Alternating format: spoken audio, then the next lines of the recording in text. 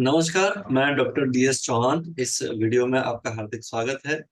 इस वीडियो में हम भारत में लौह इस्पात उद्योग के विकास को समझेंगे। आप इस वीडियो को ध्यान से देखिए। वीडियो के अंत में कुछ परीक्षा से उपयोगी प्रश्न भी है। जब हम उद्योग धंधों की बात करते हैं तो किसी भी देश के विकास के लिए ये बहुत ही महत्वपूर्ण होते हैं। तमाम उद्योगों के बीच में दो ऐसे उद्योग हैं जो किसी भी देश के विकास के लिए बहुत आवश्यक हैं, और वो उनमें एक तो है लोहा और इस्पात उद्योग और दूसरा है वस्त्र उद्योग। इन दोनों उद्योगों की आवश्यकता किसी भी देश को होती है विकास के लिए। वस्त्र उद्योग की अगर हम बात करें तो कपड़ा हर इंसान के लिए आवश्यक है। तो सभी व्यक्तियों के लिए कपड़ा आयात करके कोई भी देश अपनी इकोनॉमी नहीं चला सकता, इसलिए वो उद्योग विकास करना ही पड़ता है। दूसरा, आयरन और स्टील इंडस्ट्री, ये सबसे प्रमुख उद्योग है। कारण उसका यह है कि इसके बिना किसी भी देश का विकास संभव नहीं हो सकता। इसीलिए हम इसको आधारभूत उद्योग कहते हैं, बेसिक इंडस्ट्री किसी भी देश के विकास के लिए। और बेसिक इंडस्ट्रीज को इसलिए कहते हैं क्योंकि इसके ऊपर और कई सारे उद्योग धंधों का विकास होता है या उनका डेवलपमेंट होता है, इसलिए इसी उद्योग को हम मदर ऑफ ऑल इंडस्ट्री, सभी उद्योगों की माँ भी कहते हैं। अब आप सोचिए, लोह इस्पात उद्योग है जिसमें लोहा और स्टील दोनों सम्मिलित हो जाते हैं।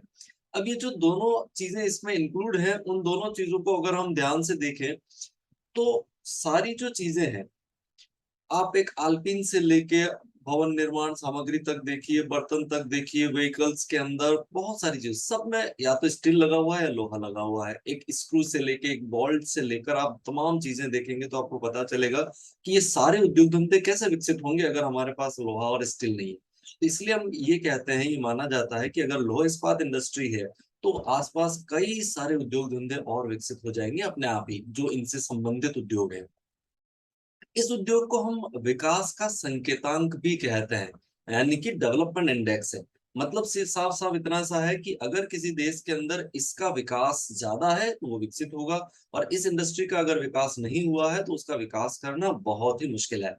तो इसलिए हम कहते हैं कि किसी देश ने कितना विकास किया है, वो कितना डेवलप्ड है, ये देखना है तो वहां लौह इस्पात इंडस्ट्री की स्थिति को देख लीजिए, वो विकसित है या नहीं है।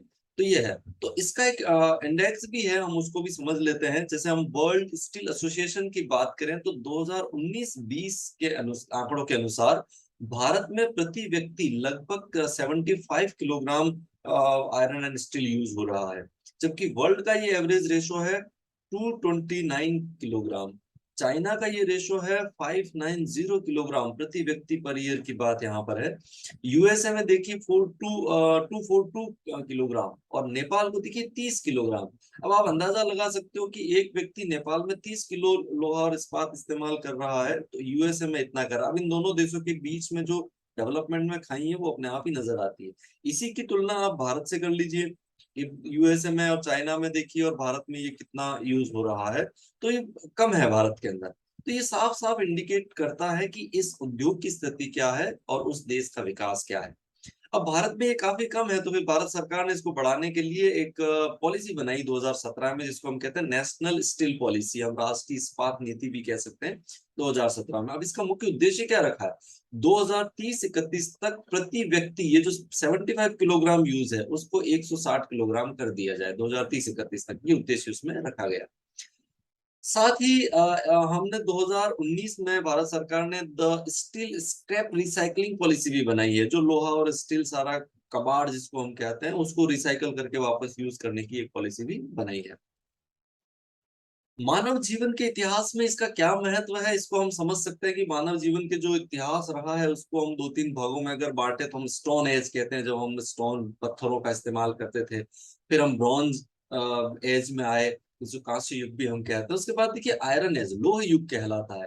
लगभग ये समय रहा, हर जगह अलग अलग रहता है, लेकिन फिर भी एक मोटा मोटा अनुमान है कि 1200 बीसी से 600 बीसी तक का जो समय था वो पूरा आयरन एज के नाम से जाना जाता है। तो इस धातु की मानव जीवन में जो इतिहास, मानव जीवन में जो महत्व है वो इस ऐतिहासिक युग से भी बड़ी स्पष्ट है, कि पूरा लगभग 600 वर्षों का समय जो था वो इस धातु के नाम पर पुकारा जाता है उसको। तो ये कितना इम्पोर्टेंट है। दूसरा, अगर हम एक दो बहुत इंपॉर्टेंट फैक्ट की बात करें तो हमारी जो भू परपटी है, यानी कि पृथ्वी की जो ऊपरी वाली परत है, उस परत का लगभग 5% हिस्सा लोहे से बना हुआ है। यानी कि उसमें 5% लोहा है पूरी क्रस्ट के अंदर। इसी तरह से अगर हम एक और इम्पोर्टेंट बात देखें तो अगर हमें 1 टन स्टील बनाना है तो उसके लिए 1.6 टन आयरन लोहा चाहिए, तब जाके 1 टन स्टील बन पाता है। हम वर्ल्ड लेवल पर इसके उत्पादन की बात करेंगे तो देखिए 2021 के आंकड़ों पर जाएं तो विश्व में सबसे ज्यादा लोहा और इस्पात का जो उत्पादन है वो चाइना से हो रहा है। विश्व का लगभग आधा या उससे भी ज्यादा लोहा और इस्पात अकेला चाइना बना रहा है। सेकंड नंबर पर इंडिया है, उसके बाद जापान, यूएसए और रशिया। ये सारे आंकड़े मिलियन टन में हैं, 2021 के आंकड़े हैं ये। तो चाइना लीडिंग करता है, उसके बाद भारत उसमें सेकंड पोजीशन पर है। पर चाइना बहुत आगे है तमाम देशों से, दुनिया का आधा है उससे, आप समझ जाइए। अब हम बात करेंगे भारत में लौह इस्पात इंडस्ट्री का इतिहास क्या है। सबसे पहला अभी जो प्रमाण हमारे सामने उपलब्ध है वो है आयरन पिलर, या हम इसको कहते हैं लौह स्तंभ। ये दिल्ली में है, कुतुब मीनार आपने देखा होगा, वहां पर पास में ही ये इस तरह का एक पिलर खड़ा है जो लोहे से बना हुआ है। ये 1600 वर्ष पुराना है। इसकी लंबाई देखिए 7.2 मीटर लंबा है। इसका डायमीटर नहीं, व्यास 16 इंच है चारों तरफ का। लगभग 6 टन इसका वजन होगा। और सबसे इंपॉर्टेंट बात यह है कि पिछले 1600 सालों से ये धूप बारिश में बिल्कुल बाहर ओपन खड़ा है और इसके ऊपर अभी तक जंग नहीं लगा है। तो इससे हम अंदाजा लगा सकते हैं कि भारत में लोहा बनाने की कला, एक तो 1600 साल पुरानी है, उतना पुराना हम जानते हैं। और दूसरी चीज ये है कि वो जो टेक्निक थी वो आज की टेक्निक से कई गुना ज्यादा बेहतर थी। कारण क्या, 1600 वर्षों से भी इस पर जंग नहीं लगा है, तो कितनी अच्छी क्वालिटी का लोहा हम उस समय बना लेते थे। और आज के लोहे आप जानते हैं कुछ ही वर्षों बाद में उस पर जंग लग जाता है, जबकि हम इतने कलर करते हैं उसके ऊपर, सब कुछ करते हैं, लेकिन फिर भी वो जंग लग जाता है उसमें। इसमें कोई कलर नहीं है और 1600 सालों से है, और आने वाले हजारों सालों तक इसको कुछ नहीं होगा। तो वो कितनी बढ़िया टेक्निक थी, कितनी बढ़िया क्वालिटी का लोहा हम उस समय में बनाते थे।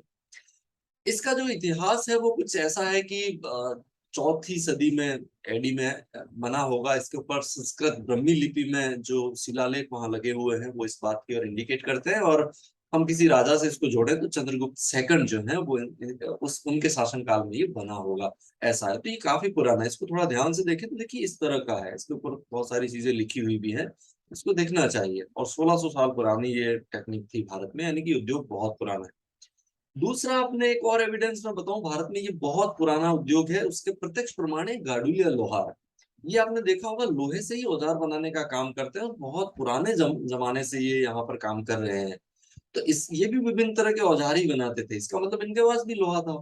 तो इसका मतलब ये है कि भारत में ये उद्योग बहुत पुराना है। अब ये लोग भी सदियों से काम कर रहे हैं, इनके लिए कोई टाइमलाइन फिक्स नहीं की जा सकती, लेकिन बहुत पुराना ये इस उद्योग में लगे हुए। अब हम भारत में आधुनिक विकास कैसे हुआ इस उद्योग का, उस पर बात करेंगे। तो सबसे पहला प्रमाण जो आधुनिक उद्योगों की श्रेणी में लगता है वो 1830 में तमिलनाडु के अंदर एक जगह पोर्टो नोवो, वहां पहला प्लांट लगाया गया था। कुछ इस तरह के स्केचेस उसके अवेलेबल हैं। लेकिन 1830 से 1859 तक ये चला और उसके बाद ये बंद हो गया। तो इसको एक असफल कारखाना हम कह सकते हैं। पहला सफल प्रयास जो हुआ वो 1870 में हुआ, उसके भी बहुत बाद बंगाल आयरन वर्क्स कंपनी के नाम से, BIW भी कहते हैं, उल्टी वेस्ट बंगाल में ये स्थापित किया गया था, पश्चिम बंगाल जिसको आज हम कहते हैं। और जो स्थापित करने वाले थे जेम्स एल्किंस नाम थे, और 70 में इसको स्थापित किया, 75 में इसने प्रोडक्शन देना शुरू कर दिया। ये जो BIW था ये बाद में इसको में मिला दिया गया 1936 में। ये इसको एक कंपनी है जिसके बारे में मैं आगे डिटेल में बात करूंगा कि ये कैसे सामने आई। तो 1936 में इसको इसके अंदर मिला दिया गया और फिर 1939 में इसको ने भी अपना जो प्रोडक्शन है वो शुरू कर दिया है। एक और कंपनी बनी SCOB, steel corporation of Bengal. ये 1937 में वहां बनी, बाद में इसको भी इसको के अंदर सम्मिलित कर दिया गया 1952 में। ये सारा जो डेवलपमेंट था वो 1890 1889 में एक नई कंपनी बनाएगी, बाराकर आयरन वर्क्स, सब उसके अंदर मिला दी। सब इस कंपनी ने, मतलब ये सारी चीजें टेक ओवर कर ली गई। तो ये इनिशियल स्टेज था जब भारत में लोह इस्पात उद्योग का आधुनिक विकास हुआ। अब हम आगे बात करते हैं कि आगे क्या हुआ, यानी कि जो 20वीं सदी थी उसके शुरुआत में क्या हुआ, क्योंकि ये तो 19वीं सदी के अंत तक चलता रहा सब। अब 20वीं सदी के शुरुआत में क्या हुआ। अब 20वीं सदी के शुरुआत को हम समझे इससे पहले मैं एक भारत में एक और उपक्रम है उसके बारे में बता देता हूँ। नाम है steel authority of India, short में इसको SAIL सेल कहते हैं। इसकी स्थापना आजादी के ठीक बाद 1954 में हुई, नई दिल्ली में इसका हेडक्वार्टर है। वर्तमान में ये एक भारत की बहुत बड़ी स्टील बनाने वाली कंपनी है और इसको महारत्न का दर्जा दिया गया है। भारत की जो कुछ बड़ी कंपनियां हैं, जो सरकारी कंपनियां जिसको हम कह सकते हैं पब्लिक जो कंपनीज है, उसमें उनको महारत्न का दर्जा दिया जाता है। उसके कई सारे क्राइटेरिया उसमें है, लेकिन कुछ क्राइटेरिया में जो इम्पोर्टेंट है वो बताऊं तो एक तो लगातार 3 वर्षों तक औसत लाभ जो है वो 5,000 करोड़ से ज्यादा होना चाहिए। दूसरा, अब वो स्टॉक एक्सचेंज में लिस्टेड होनी चाहिए वो कंपनी। और तीसरा इसमें है उसको नवरत्न का दर्जा भी हासिल हो। ये 3 क्राइटेरिया खास, इसके अलावा भी बहुत सारे क्राइटेरिया। तो ऐसी कंपनियों को महारत्न का दर्जा दिया जाता है। तो इस कंपनी को भी महारत्न का दर्जा दिया गया है। अभी तक यानी कि फरवरी 2022 तक भारत में 11 ऐसी कंपनियां हैं जिसको ये दर्जा दिया गया है। उनकी बात हम किसी और वीडियो में और करेंगे, लेकिन इस सेल को भी ये दर्जा हासिल है। अब इसके प्लान्स देखिए, ये एक ऐसा ऐसा उपक्रम है भारत सरकार का जिसके अंदर बहुत सारे प्लांट्स काम करते हैं, जिसमें से 5 ऐसे प्लांट हैं जो इंटीग्रेटेड स्टील प्लांट्स कहलाते हैं, जो सेल ऑपरेट करता है। उसमें से आप देखिए ये पांचों की लोकेशन मैं आपको एक एक बता देता हूँ। बोकारो स्टील प्लांट है ना, ये झारखंड के अंदर है, नंबर 1। दूसरा इस्को स्टील प्लांट, ये वेस्ट बंगाल में है, यहाँ इसकी लोकेशन है। तीसरा दुर्गापुर स्टील प्लांट, ये भी वेस्ट बंगाल में है। चौथा राउरकेला, ये ओडिशा के अंदर है। और पांचवा भिलाई स्टील प्लांट है, छत्तीसगढ़ के अंदर। ये पांचों इंटीग्रेटेड जो स्टील प्लांट्स है भारत के, उनको ये ऑपरेट करता है। इसके अलावा 3 स्पेशल स्टील प्लांट हैं जो इसके अंडर में काम करते हैं।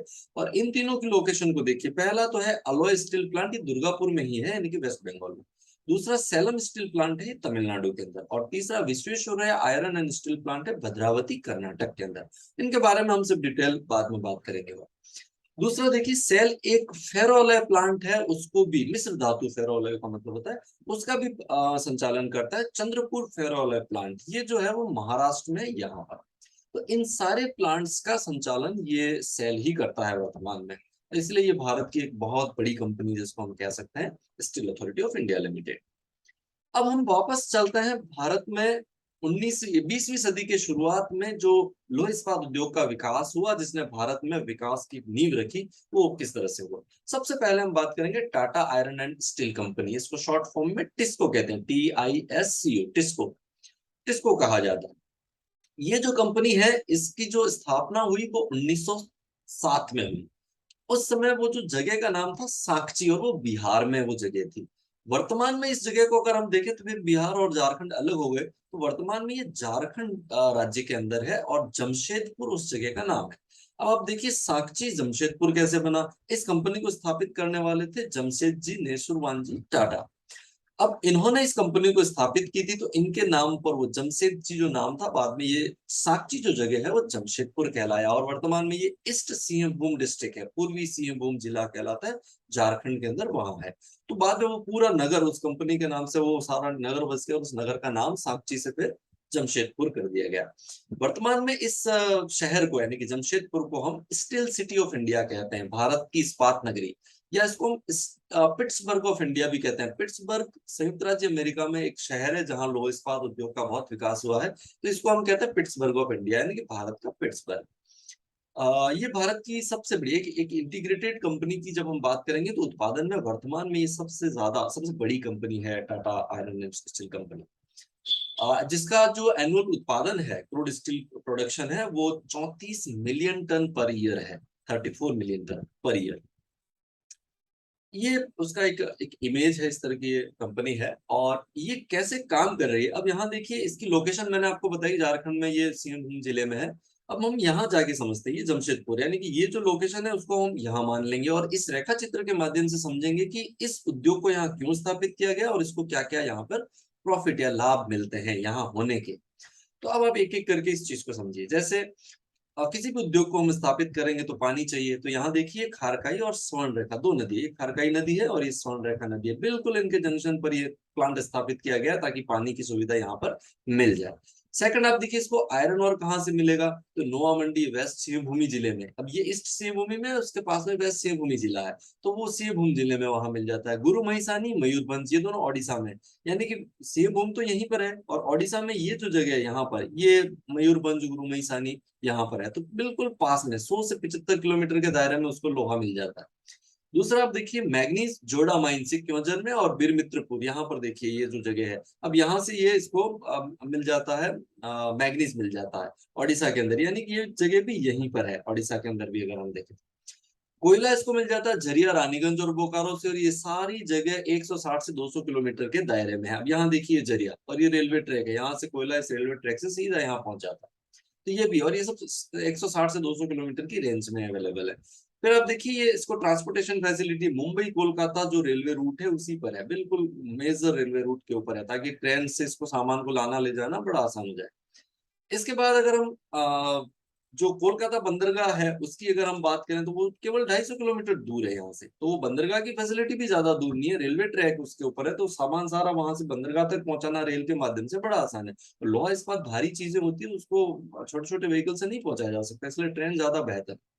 दूसरी चीज अगर हम देखें तो लेबर क्या कहाँ से मिलेगी, तो आप जानते हैं कि झारखंड है, छत्तीसगढ़ है, बिहार है, ये सारी जगहों में बहुत ज्यादा पॉपुलेशन है और चीप सस्ती वहां पर लेबर आसानी से मिल जाती है। साथ ही यहाँ पॉपुलेशन बहुत ज्यादा है, तो इन सब चीजों की डिमांड भी बहुत ज्यादा रहती है, तो ये मार्केट की फैसिलिटी भी इसको मिल जाती है, लेबर की फैसिलिटी भी इसको मिल जाती है, इसलिए हम कहते हैं रिच हिंटरलैंड है। इसके पीछे का जो पृष्ठ प्रदेश है वो बहुत ही धनी है, पॉपुलेशन के हिसाब से भी, संसाधनों के हिसाब से भी, तो डिमांड भी यहाँ पर ज्यादा रहती है। तो ये सारी चीजें आप यहाँ पर आराम से इस रेखा चित्र के माध्यम से भी समझ सकते हैं। अब हम एक और कंपनी की बात करेंगे जिसका हमने पहले भी जिक्र किया था, Indian iron and steel company, इसको IISCO इसको कहा जाता है इसको, और इसकी लोकेशन ये वेस्ट बंगाल में यहाँ पर है, आप देखिए। अब इसको हम यहाँ रेखा चित्र में ले जाके देखेंगे तो ये कंपनी यहाँ पर स्थित है, ये इसकी भारत में लोकेशन है। अब इसके बारे में बात करते हैं। सबसे पहली चीज तो ये है कि ये भारत की सबसे पुरानी इंटीग्रेटेड समन्वित प्लांट जिसको हम कहते हैं, सबसे पुराना है और ये अभी भी चल रहा है। दूसरी चीज इसका जो लोकेशन है वो बर्नपुर में है, नियर आसनसोल, वहां एक पश्चिम बर्धमान डिस्ट्रिक्ट है, उस पश्चिम बर्धमान में आसनसोल एक बड़ी जगह है, उसके पास में ये छोटी सी जगह है बर्नपुर, तो ये वहां पर लोकेटेड है जो प्लांट है। बेसिक अगर इसकी हिस्ट्री की बात करें कि 3 प्लांट को मर्ज किया गया था, और वो 3 प्लांट, एक तो कुल्टी जिसकी बात हमने पहले भी की थी, ये 1874 से इसने प्रोडक्शन शुरू किया था। फिर हीरापुर के अंदर 1908 में एक प्लांट लगा, और बर्नपुर में 1937 में लगा। अब यहाँ पर देख सकते हैं हीरापुर और बर्नपुर बिल्कुल पास पास में जगह, और ये कुल्टी है, ये तीनों लोकेशन यहाँ बिल्कुल पास पास है तीनों, तो ये कुल्टी, हीरापुर बर्नपुर तो बिल्कुल मिले हुए हैं, आप ये समझ लीजिए। तो ये तीनों प्लांट बिल्कुल एक रेलवे ट्रैक पर एक ही आसपास स्थापित किए गए हैं, और तीनों को इंटीग्रेटेड वे में हम समन्वित करके इसको इसको कंपनी के नाम से जानते हैं। अब यहाँ पर ये जो तीनों प्लांट है उनको मिलाकर 1918 में इंडस्ट्रियल इंटरप्राइजेस बनाया था उस पे डेवलपमेंट के लिए। और फिर उसके बाद में हीरापुर जो है, ये हीरापुर यहाँ पे, इसने 1922 में यहाँ से पहली बार जो जो प्रोडक्शन है वो शुरू कर दिया था, इस्पात जो बनाना है उसकी उसकी शुरुआत हो चुकी थी। और उसके बाद फिर इन सब चीजों को देखे तो मैंने आपको पहले भी कहा, वो सब बाराकर के अंदर, बाराकर कंपनी ने टेक ओवर कर लिया, और फिर आजादी के बाद में हम डेवलपमेंट में देखें तो फिर इसको आ चुका था, और इस्पात सेल आ चुका था, तो 1972 में इस पूरी व्यवस्था को भारत सरकार ने टेक ओवर कर लिया 1972 में। और उसके बाद वो सेल के अंदर उसको मर्ज कर दिया गया 2006 में, और अब इस कंपनी का नाम है इसको स्टील प्लांट, ISP कहते हैं शॉर्ट फॉर्म में, इसको स्टील प्लांट ये कहा जाता है। 2006 में जब इसको सेल में मर्ज कर दिया गया उसके बाद। अब इसको यहाँ क्या फैसिलिटीज मिलती है, तो सबसे पहले हम देखते हैं वाटर कहाँ से मिलेगा, तो दामोदर और बाराकर नदियां, यहाँ देखिए ये दामोदर नदी है और ये बाराकर नदी है, तो ये तीनों प्लांट इनके बिल्कुल पास में स्थापित किए गए हैं इन नदियों के, तो पानी की सुविधा वहां से मिल जाती है। तो देखिए आयरन और गुआ खान है वेस्ट सिंहभूमि डिस्ट्रिक्ट, हमने कहा सिंहभूम डिस्ट्रिक्ट यहाँ पर है और ये यहाँ पर है बिल्कुल पास में, देखिए ठीक है, ये 285 किलोमीटर। इसके बाद मयूरभंज ओडिशा में यहाँ पर है, ये भी पास में ही है, यहाँ पहुंचाना कोई विशेष दूर नहीं है। मैग्नीज डोलोमाइट लाइमस्टोन, ये सुंदरगढ़ और क्योंझर, ये दोनों ओडिशा में यहीं यहीं पर लोकेटेड हैं, तो ये यहाँ पहुंचाना बहुत ही आसान है इसके अंदर। इसके बाद आप देखिए कोयला कहाँ से मिलेगा, झरिया, ये रहा झरिया, और ये प्लांट बिल्कुल 137 किलोमीटर की डिस्टेंस है, ये आसानी से यहाँ पहुंचाया जा सकता है। रानीगंज भी इसके बिल्कुल पास में ही है, रानीगंज तो इसी रीजन के अंदर है, यही वेस्ट बंगाल के अंदर ही है, यहीं पर है। दूसरा, इसको पावर जो है वो दामोदर डीवीसी मतलब दामोदर वैली कॉर्पोरेशन, दामोदर नदी घाटी परियोजना, उससे इसको बिजली भी मिल जाती है, वो भी बिल्कुल पास में ही स्थापित किया गया, नदी ये रही। साथ ही बंदरगाह की सुविधा 230 किलोमीटर पर है, कोलकाता बंदरगाह यहाँ पर है। कोलकाता आसनसोल रेलवे रूट है, उसी रेलवे रूट पर ये बिल्कुल स्थापित किया गया है। और चीप लेबर वही है, वेस्ट बंगाल, बिहार, झारखंड, इसमें काफी चीप लेबर अवेलेबल है, तो वो फैसिलिटी भी इसको यहाँ पर मिल जाती है। तो इस तरह से आप देख सकते हैं, ये बिल्कुल प्राइम लोकेशन पर इस पूरे प्लांट को स्थापित किया गया है। 3 प्लांट है, तीनों समन्वित रूप से काम करते हैं, एक पिग आयरन बनाता है, दूसरा स्टील बनाता है और तीसरा उससे वस्तुएं बनाता है, ऐसे करके तीनों एक यूनिट के रूप में काम करते हैं। ये इसका एक लोकेशन है और आप एक इमेज में इसको देख सकते हैं। तीसरी कंपनी के बारे में बात करेंगे, उसका नाम है Mysore iron and steel company, इसको शॉर्ट में कहते हैं मिस्को। आपको समझ में आ रहा है, टिस्को, इसको और MISCO, Mysore iron and steel company MISCO. इसकी लोकेशन है यहाँ कर्नाटक में, ये आप यहाँ पर देख सकते हो, कर्नाटक। अब इस कंपनी के बारे में समझते हैं, ये कर्नाटक में भद्रावती करके एक जगह है, शिवमोगा, या इसको शिमोगा भी कहते हैं, शिवमोगा, शिवमोगा डिस्ट्रिक्ट में 1923 में स्थापित किया गया था। और इसको स्थापित किया था क्या, सर एम विश्वेश्वरैया के, जो एक उद्योगपति थे भारत के। 1962 में इनकी डेथ हुई, लेकिन 1955 में इनको भारत रत्न भी मिला है, प्रमुख उद्योगपति थे भारत के। तो उन्होंने इसको स्थापित किया था 1923 में।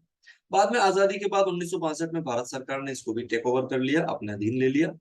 और 1975 में इसका नाम बदल दिया गया और वो नाम रखा VISL, मतलब था Visvesvaraya iron and steel plant. तो आज ये प्लांट इसी नाम से जाना जाता है। जब स्थापित किया गया था तब इसको Mysore iron and steel company के नाम से जानते थे और इन्होंने इसको स्थापित किया था। 98 में इसको भी सेल के अंदर मर्ज कर दिया गया। अब हम समझते हैं कि यहाँ पर क्या फैसिलिटीज इस प्लांट को मिल रही है। सबसे पहले वाटर कहाँ से आएगा, भद्रावती नदी का ही नाम है और उसी नदी के किनारे वो शहर बसा हुआ है भद्रावती, तो इस नदी के किनारे पर ये।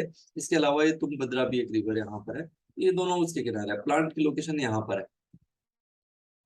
सेकंड देखिए आप, आयरन और कहाँ से मिलेगा, केमनगुंडी, केवल 40 किलोमीटर दूर। आप देखिए बाबा बुदन की पहाड़ियां हैं और इस बाबा बुदन की पहाड़ियों के अंदर ही चिकमगलूर करके यहाँ पर है, तो उसमें ये केमनगुंडी की खान है। 40 किलोमीटर दूर, यहाँ बिल्कुल पास से ही पहुंचा दिया जाता है, बिल्कुल यहीं पर। फिर आप देखिए इसमें मैग्नीज कहाँ से मिलेगा, शिवमोगा डिस्ट्रिक्ट में, शिवमोगा डिस्ट्रिक्ट, यहाँ से मैग्नीज आ जाता है, वो भी ज्यादा दूर नहीं है। चित्रदुर्ग से भी मिल जाता है, वो भी ज्यादा दूर नहीं है, यहाँ देखिए। फिर देखिए मैंगलोर पोर्ट, वो ज्यादा दूर नहीं है क्योंकि यहीं पर मैंगलोर बंदरगाह है, तो बिल्कुल 200 किलोमीटर की रेंज में वो भी अवेलेबल है आयात निर्यात के लिए। शिवमोगा और तुमकुरू रेलवे लाइन है, उसी रेलवे लाइन पर ये स्थापित किया गया ताकि ट्रांसपोर्टेशन में प्रॉब्लम ना आए। हाँ, कोयला या इस क्षेत्र में नहीं है, जैसा कि मैं मिनरल जब आपको पढ़ा रहा था तो मैंने आपको कहा था कि इस पूरे रीजन के अंदर यहाँ कोयला अवेलेबल नहीं है, बहुत बड़ी समस्या थी उस समय। इसलिए ये एक ऐसा प्लांट है भारत का जो एनर्जी के लिए शुरुआत में कच्चा कोयला, कच्चा कोयला मतलब लकड़ी जलाकर जो आर्टिफिशियली कोयला तैयार किया जाता है, इसको हम चारकोल भी कह सकते हैं, उस लकड़ी जलाकर जो कोयला बनाया जाता उस पर आधारित था। यानी कि हम शॉर्ट में कहें तो ये एनर्जी के लिए जंगल पर आधारित था, पेड़ों पर आधारित प्लांट था, तो वहां पेड़ काट काट के इसके अंदर एनर्जी उस समय सप्लाई की जाती थी। लेकिन वर्तमान में ऐसा नहीं है, वर्तमान में इसको जल विद्युत परियोजना, जो शरावती जल विद्युत परियोजना है, वहां जो वाटरफॉल से जो निकलती है, वो जल विद्युत परियोजना इसको बिजली सुविधा मुहैया करा देती है, वो भी ज्यादा दूर नहीं है, बहुत करीब ही है। इसके बाद हम इसके लोकेशन को देखेंगे तो ये देखिए कुछ इस तरह का दिखाई देता है, इसका ये फ्रंट गेट है। तो ये भी वर्तमान में एक बहुत बड़ा प्लांट भारत सरकार का है, इसको के अधीन। नेक्स्ट है, अब आप यहाँ एक बात समझ लीजिए, आजादी से पहले ये सारा डेवलपमेंट था। मैंने बहुत शुरुआत में आपको कुल्टी से शुरुआत किया, फिर हमने 20वीं सदी के शुरुआत में जो 3 प्लांट लगे, 3 प्लांट कौन से, टिस्को, उसके बाद में इसको और ये मिस्को, ये सारे, ये तीनों ही प्लांट आजादी से पहले लग चुके थे। और बाद में भारत सरकार ने, टाटा तो अभी भी प्राइवेट है हालांकि, लेकिन दूसरे दो भारत सरकार ने बाद में टेक ओवर कर लिया। अब हम आजादी के बाद क्या डेवलपमेंट हुआ उसको समझने की कोशिश करते हैं। आजादी के बाद आप जानते हैं कि भारत में पंचवर्षीय योजनाएं चलाई गई और पहली जो पंचवर्षीय योजना चलाई गई थी, वो पंचवर्षीय योजना 1951 में और वो उसमें खाने पीने की बहुत प्रॉब्लम थी, तो खाद्यान्नों को बढ़ावा दे उसमें दिया गया था, यानी कि सबसे ज्यादा एग्रीकल्चर प्रोडक्शन पर खर्च किया गया भारत सरकार ने। फिर 5 साल बाद पता चला कि नहीं, केवल कृषि पर ध्यान देने से पता नहीं विकास नहीं होगा, हमें उद्योग धंधों के ऊपर भी ध्यान देना होगा। तो क्या हुआ, सेकंड पंचवर्षीय योजना। तो सेकंड पंचवर्षीय योजना के अंदर 3 प्लांट, ये लौह इस्पात इंडस्ट्री को, 3 प्लांट लौह इस्पात इंडस्ट्री के स्थापित करने की घोषणा की गई। क्योंकि मैंने पहले भी कहा कि इस उद्योग के बिना विकास संभव नहीं है, ये बात तब तक हमें पता चली। तो हमने सेकंड पंचवर्षीय योजना में 3 प्लांट बनाने की घोषणा की, और उसमें से ये एक है राउरकेला स्टील प्लांट। इसकी लोकेशन देखिए, ये ओडिशा राज्य में है, यहाँ पर इस तरह से। अभी सुंदरगढ़ डिस्ट्रिक्ट है ओडिशा के अंदर, बिल्कुल नॉर्थ में, झारखंड के पास में ही है। 13 मिलियन टन पर ईयर इसका टोटल कैपेसिटी है। 1959 में इसकी स्थापना हुई थी, जर्मनी के सहयोग से इसको स्थापित किया गया था, और वर्तमान में सेल के अंडर ये काम करता है। अब इसको क्या फैसिलिटीज मिली हुई है उसको हम बात करते हैं। तो पानी, ब्राह्मणी, कोयल और संख 3 नदियां हैं। अब यहाँ देखिए, कोयल रिवर है, इस तरह से संख नदी और ये ब्राह्मणी, ये राउरकेला का प्लांट की लोकेशन है। यहाँ पर देखिए, तीनों नदियों का पानी इसको मिल जाता है, तो वाटर फैसिलिटी यहाँ अवेलेबल है। आयरन और किरूबिरू, सुंदरगढ़, क्योंझर, ये सारी जगह यहीं पर है, 70 से 80 किलोमीटर की रेंज, बिल्कुल आसपास सारी की सारी चीजें। अब आप आयरन और को यहाँ पर इस इमेज के अंदर भी देख लीजिए, किरूबिरू की बात करें, देखिए बिल्कुल यहाँ है, और ये रेलवे ट्रैक से यहाँ ये पहुंच जाता है।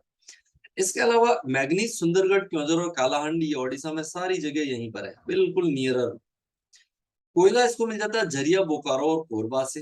अब यहाँ आप इस तरफ देख सकते हो, ये बिल्कुल यहाँ इसमें आप समझिए, ये झरिया, बोकारो, कोरबा तो छत्तीसगढ़ के अंदर है, झरिया और बोकारो यहाँ पर इस तरह से, और ये यहाँ से और यहाँ से, तीनों जगहों से इसको कोयला आराम से मिल जाता है।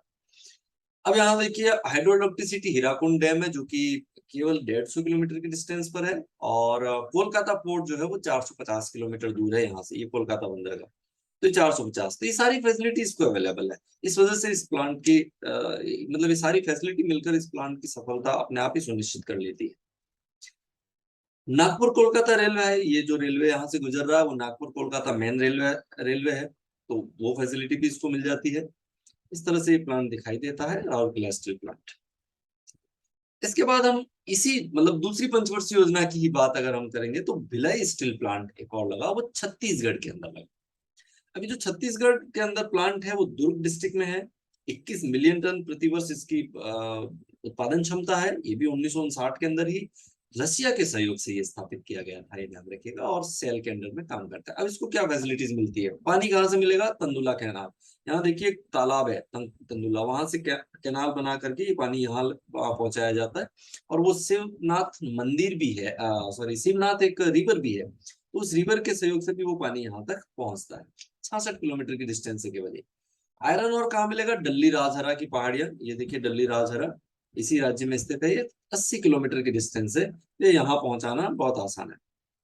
फिर देखिए मैग्नीज, ये भंडारा और बालाघाट। अब यहाँ पर ये प्लांट है, भंडारा महाराष्ट्र के अंदर है और बालाघाट मध्य प्रदेश के अंदर है, ये 200 किलोमीटर की रेंज है लगभग, तो यहाँ से आराम से मैग्नीज भी पहुंच जाता है। कोयला इसको कोरबा से मिल जाता है, जो ज्यादा दूर नहीं है, 225 किलोमीटर की रेंज है। इस तरह से यहाँ से आप देखें रेलवे ट्रैक से जुड़ा हुआ है बिल्कुल ये कोरबा, छत्तीसगढ़ के अंदर ही। फिर आप देखिए कोरबा थर्मल प्लांट, यहाँ एक थर्मल प्लांट भी लगा हुआ है, तो उससे भी ये बिजली यहाँ पहुंचा दी जाती है, ये लगभग 250 किलोमीटर का रेंज होगी।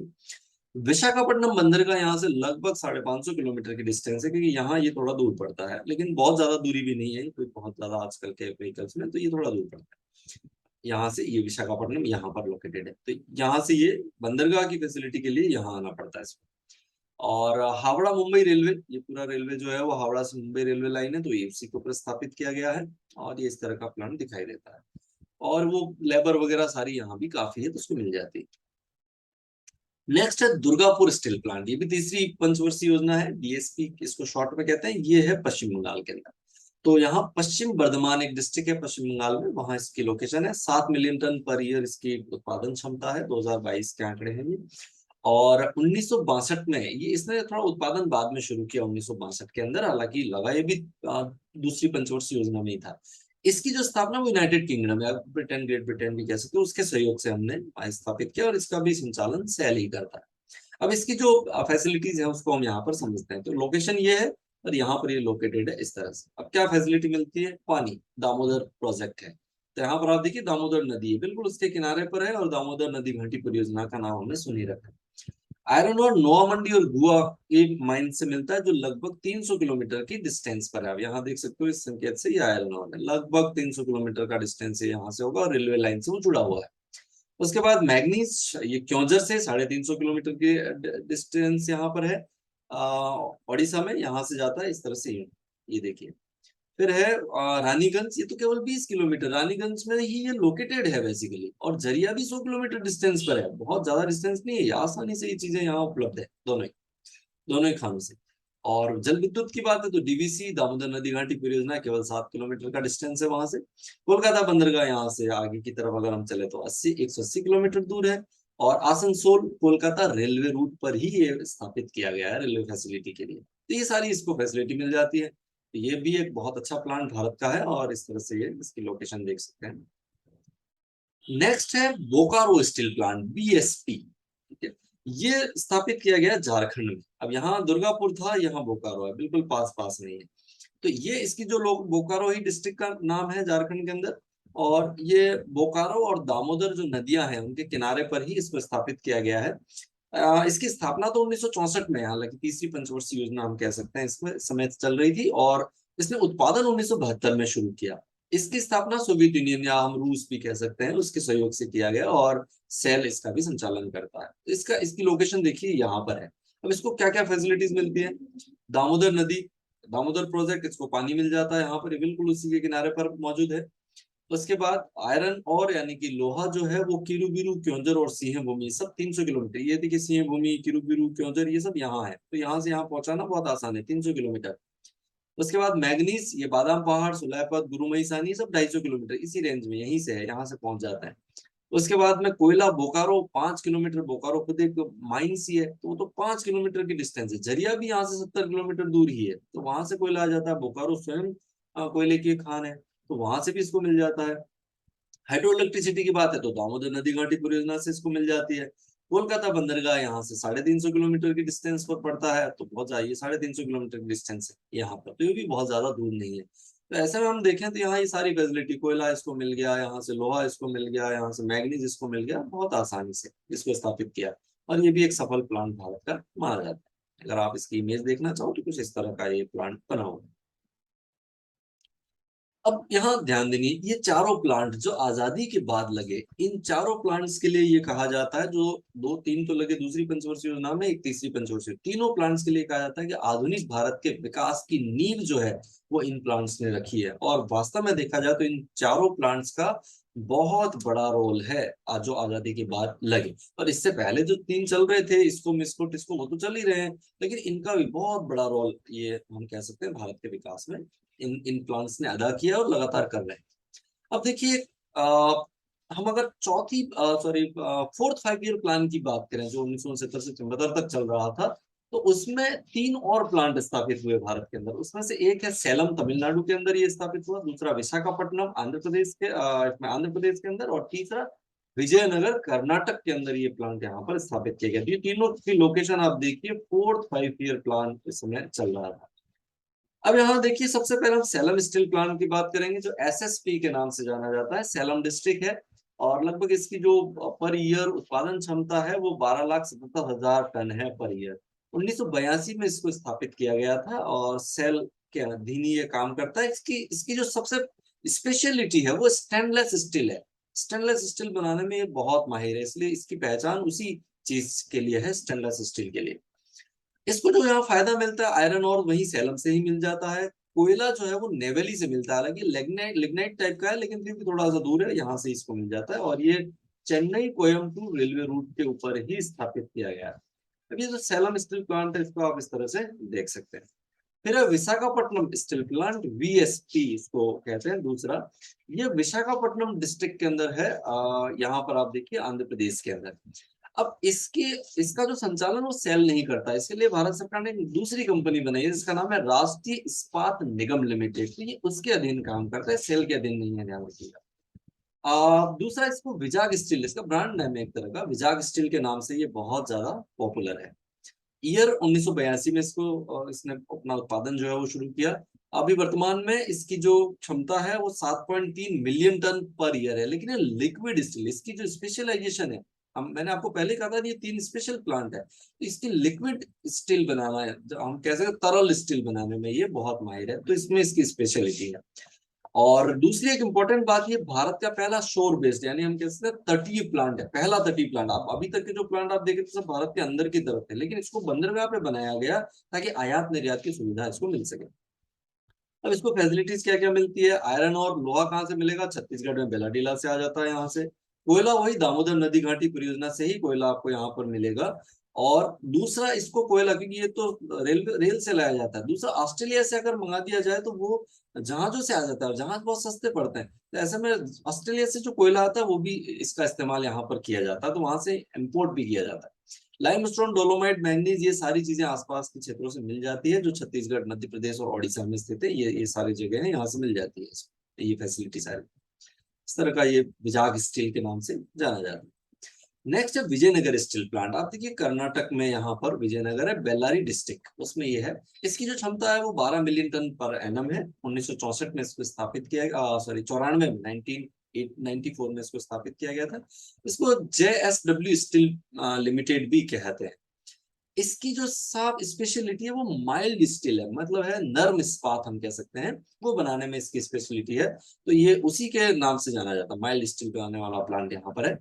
इसको जो जो जो फैसिलिटीज मिल रही है उसमें आयरन और हॉस्पेट रीजन के अंदर मिल जाता है, वो केवल 40 किलोमीटर की दूरी पर है।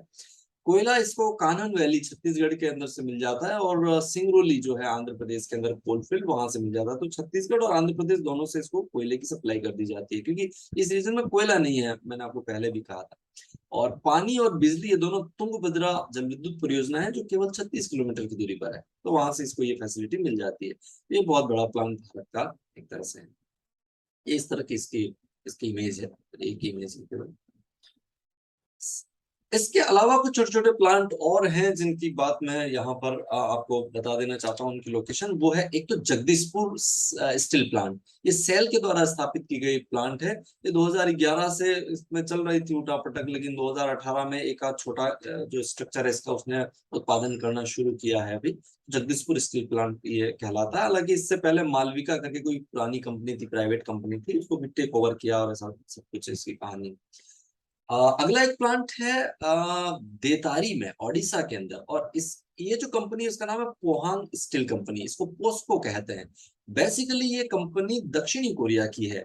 दक्षिणी कोरिया और ओडिशा सरकार के बीच में 2005 में एक एमओयू हुआ था, उस एमओयू के तहत ये प्लांट यहाँ पर स्थापित किया गया, पोहांग स्टील कंपनी, देतारी में, ओडिशा। इसके बिल्कुल पास में ये पारादीप बंदरगाह है यहाँ पर, तो उसकी फैसिलिटी मिल जाए इसको, इसलिए इसके पास में है।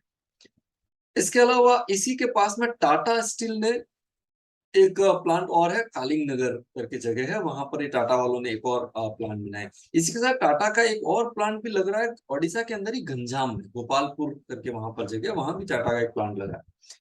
अगला आप देखिए चंद्रपुर फेरो अलॉय प्लांट, ये तो सेल की यूनिट है, हमने पहले भी बात की थी, 2011 से महाराष्ट्र के अंदर है। और JSW स्टील लिमिटेड डोलवी के अंदर है, ये महाराष्ट्र में एक जगह है, जिला है रायगढ़, वहां पर स्थित है। उसको डोलवी स्टील प्लांट भी हम कह सकते हैं। ये कुछ प्लांट है जो अभी अभी लगे हैं या लग रहे हैं, या अभी भी इन्होंने प्रोडक्शन शुरू किया, नया सेटअप है ये सारा, जो जो नए प्लांट है। अब हम अगर एक्सपोर्ट और इंपोर्ट की बात करें तो भारत लोहा और स्टील का एक्सपोर्ट भी करता है, इंपोर्ट भी करता है। जो 2020-21 के लेटेस्ट डेटा है उसके हिसाब से हम देखें तो भारत ने एक्सपोर्ट की बात, निर्यात की बात करें तो 13.49 मिलियन टन एक्सपोर्ट किया है टोटल। जो जो फिनिश्ड स्टील है उसकी बात, अगर फिनिश्ड स्टील 13.49 मिलियन टन 2021-22 में। अगर हम 20-21 के डेटा पर करें तो कम था, यानी कि ये एक्सपोर्ट धीरे धीरे बढ़ रहा है। और ये जो एक्सपोर्ट देश कौन से जहां भेज रहे हैं? China, Indonesia, Malaysia, Thailand, Australia और वेस्ट एशिया के सारे देश, ये जो जिसको अरब कंट्रीज भी हम कह सकते हैं एक तरह से, वहां की ज्यादा है। इंपोर्ट की अगर हम बात करें तो 2020-21 में हमने 4.67 मिलियन टन स्टील को इंपोर्ट किया था। और 20-21 के डेटा पर जाएं तो ये 4.75 मिलियन टन था, यानी कि ये घट रहा है, यानी कि साफ बात है कि हम धीरे धीरे एक्सपोर्ट बढ़ा रहे हैं और इंपोर्ट को घटाते जा रहे हैं। तो ये भारत में लौह इस्पात इंडस्ट्री से संबंधित कुछ तथ्य थे जो मैंने आपके सामने रखे। मैं आपसे कुछ सवाल कर लेता हूँ। भारत में राष्ट्रीय इस्पात नीति किस वर्ष घोषित की गई? स्टील अथॉरिटी ऑफ इंडिया की स्थापना किस वर्ष की गई? किस शहर को भारत का पिट्सबर्ग कहा जाता है? Indian iron and steel company को भारत सरकार द्वारा कब अधिकृत किया गया? विश्वेश्वरैया आयरन एंड स्टील संयंत्र कहाँ स्थित है? राउरकेला इस्पात संयंत्र की स्थापना किस देश के सहयोग से की गई? भिलाई इस्पात संयंत्र छत्तीसगढ़ के किस जिले में स्थित है? जगदीशपुर इस्पात संयंत्र किस राज्य में स्थित है? आजादी के पूर्व स्थापित 3 प्रमुख इस्पात संयंत्रों के नाम बताइए। तो आप इन प्रश्नों के उत्तर दीजिए। अगर आपको किसी का उत्तर नहीं मालूम है तो एक बार इस वीडियो को फिर से देखिए। हम किसी और वीडियो में फिर से मिलेंगे। आपने मेरा ये वीडियो देखा उसके लिए आपका बहुत बहुत शुक्रिया। अगले वीडियो में हम मिले, तब तक आप अपने आसपास पानी और पेड़ों की रक्षा कीजिए। Thank you so much.